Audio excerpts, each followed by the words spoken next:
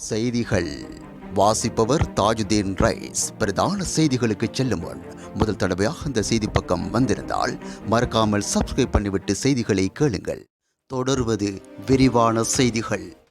சிரியாவில் ஈரான் தூதரகத்தை இலக்கு வைத்து இஸ்ரேல் இராணுவம் தாக்குதல் நடத்தியதன் விளைவாக அமெரிக்க உளவுத்துறை விடுத்துள்ள எச்சரிக்கை சர்வதேசத்தின் கவனத்தை ஈர்த்துள்ளது. சிரியாவில் ஈரானின் துணை தூதரகம் மீது கொடூர தாக்குதலை முன்னெடுத்துள்ள இஸ்ரேலுக்கு தகுந்த பாடம் புகட்டப்படும் என ஈரான் கடும் எச்சரிக்கை விடுத்துள்ளது. ஈரானின் பங்காளிகளாக கருதப்படும் ஹிஸ்புல்லா அல்லது ஹவுதிகள் இந்த தாக்குதலை முன்னெடுக்கலாம் என்று அமெரிக்கா கருத்து வெளியிட்டுள்ளது.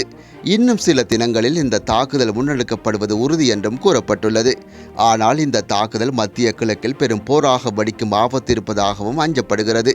இந்த நிலையில் இந்த தாக்குதலானது உலகப் போருக்கு வழிவகுக்க வாய்ப்புள்ளதாக நிபுணர்கள் கவலை வெளியிட்டுள்ளனர். மேலும் ஈரான் நேரடியாக இஸ்ரேல் மீது தாக்குதல் நடத்தினால் அந்த நாடு நேச நாடுகளான ரஷ்யா, சீனா மற்றும் வடகொரியாவின் ஆதரவு கோரலாம் என நம்பப்படுகிறது. மத்திய கிழக்கில் போர் ஆரம்பமானால் மேற்கத்திய நாடுகளும் களமிறங்கும் வாய்ப்புள்ளது. ஏப்ரல் 1 டமாஸ்கஸில் உள்ள ஈரான் தூதரகம் குண்டு வீசி தாக்கப்பட்டதிலிருந்து மத்திய கிழக்கு நாடுகள் மற்றும் அமெரிக்காவும் மிகுந்த எச்சரிக்கை நிலையில் உள்ளன. குறித்த தாக்குதலில் ஈரானின் மூத்த தளபதி உட்பட 7 அதிகாரிகள் கொல்லப்பட்டமை குறிப்பிடத்தக்கது. வங்கியில் பணத்தை மோசடி செய்த சம்பவத்தில் குற்றவாளியாக காணப்பட்ட ட்ரூங் மை லானுக்கு மரண தண்டனை விதிக்கப்பட்டுள்ளது. வியட்நாமின் மிகப்பெரிய வங்கிகளில் ஒன்றாக கருதப்படும் சைகோன் கொமர்ஷியல் வங்கியில் இவர் பல பில்லியன் டாலர்களை மோசடி செய்தமை உலகளவில் பெரும் அதிர்வலைகளை ஏற்படுத்தியிருந்தது. 67 வயதான ட்ரூங் மை லான் ஒரு பணக்கார பெண் எனவும் சொத்து மேம்பாட்டு வணிகங்களை வைத்திருப்பதாகவும் தெரிவிக்கப்பட்டுள்ளது. மேலும் அவர் 11 ஆண்டுகளில் 44 பில்லியன் டாலர்களை மோசடி செய்ததாக குற்றம் சாட்டப்பட்டது. வியட்நாமில் மிக உயர்ந்த வழக்குகளில் ஒன்றாக இது கருதப்படுகிறது.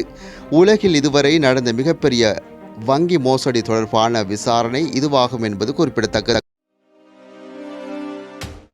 கூகுள் நிறுவனத்துக்கு மாஸ்கோ நீதிமன்றம் ரூபா 407 கோடி மில்லியன் டாலர் அபராதம் விதித்துள்ளது.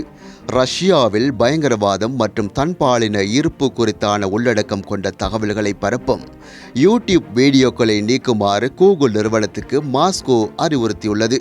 இருப்பினும் இதனை நீக்க கூகுள் நிறுவனம் மறுத்துள்ளது.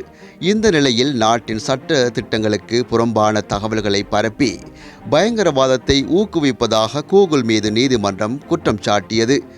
இதனையடுத்து சர்ச்சைக்குரிய கருத்துக்களை நீக்க மறுத்த குற்றத்திற்காக கூகுள் நிறுவனத்துக்கு ரூபா 407 கோடி மில்லியன் டாலர் அபராதம் விதிக்கப்பட்டுள்ளமை குறிப்பிடத்தக்கது. இத்துடன் செய்திகள் நிறைவுக்கு வருகின்றது. மற்றும் ஒரு செய்தியில் உங்கள் அனைவரையும் சந்திக்கும் வரை விடைபெறும் நான் தாஜுதீன் ரைஸ். நன்றி.